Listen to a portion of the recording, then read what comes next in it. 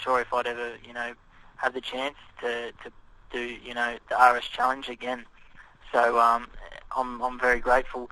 We've had to make some, pretty big sacrifices. Like my family's gotten behind me quite a lot, and without that, I wouldn't be able to have bought the car. Some other people like Frank Barker from Search for a Rally Star, sorry. He's seen some promise in the team, and he's looking to get involved, which will be a big help. And I mean, some other things went our way. Like I managed to sell some cars, which which really, without that, I wouldn't have been able to buy this car financially. So I'm pretty grateful to be given a lifeline, as it were, to be able to compete at South Australia. Now that's fantastic, and thanks to everybody who has got behind you. I've got a question as well, a question from Russell Dixon, who you probably know. And Russell says, with the challenges of a disqualification in the Rally of Canberra and a big accident in Queensland effectively ending your chances of the Subaru Rally Challenge in 2005, why invest so much time and effort to get back to the series in 2005, and what is the aim for the remaining rounds? Well, I guess it's a good question, and it's, I guess for us initially, my plan wasn't to do the Subaru Challenge this year, and talking to Greg Folletta, and various other people, I realised that there was a big opportunity there this year with the, just with the prize money that Subaru puts behind the series, and also the Subaru satellite team seat they're offering.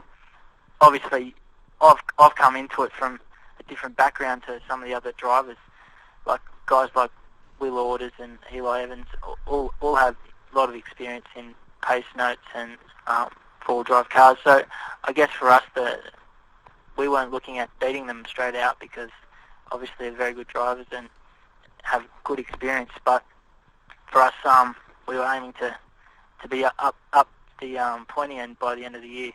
So I think for us now, after Queensland, the thing about the Queensland crash was, I think it was just one of those things. Like we were pushing, but not stupidly or anything, and we hadn't had any moments on the stage. And I guess in rallying,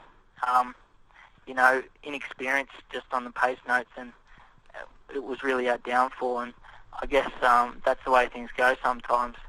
So I think what we have to aim to do in South Australia is just to take it fairly conservatively. Obviously, there's no more lifelines for me, so I can't afford to crash.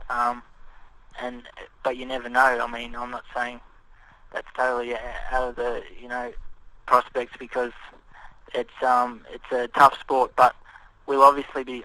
I think my main goal for South Australia is just to try and drive smoothly. I think my best stage times were when I was driving smoothly. Towards the end of Rally Queensland, where I was starting to get to grips with the the Subaru RS. Obviously, it's pretty different to what I'm used to.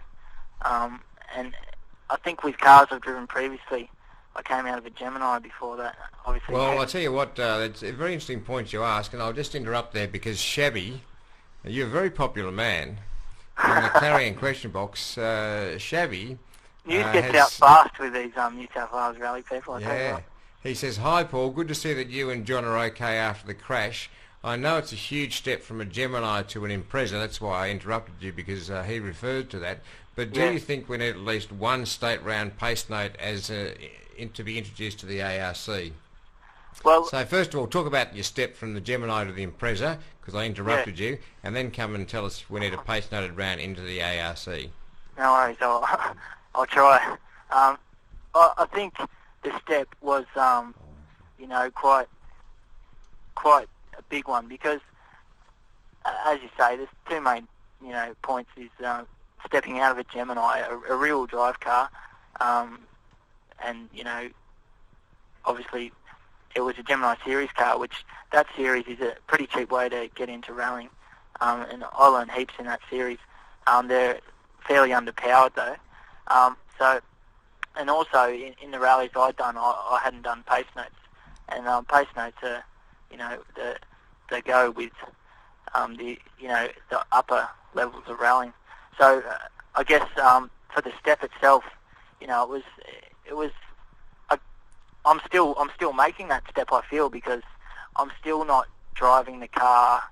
You hear guys like Simon Evans talk about, the car's an extension of their limbs and all that sort of thing. And when I was driving the Gemini, I had that sort of feeling in the car. So I think the Subaru, and it's getting closer to that with each stage. Obviously, it was a bit of a last-minute rush.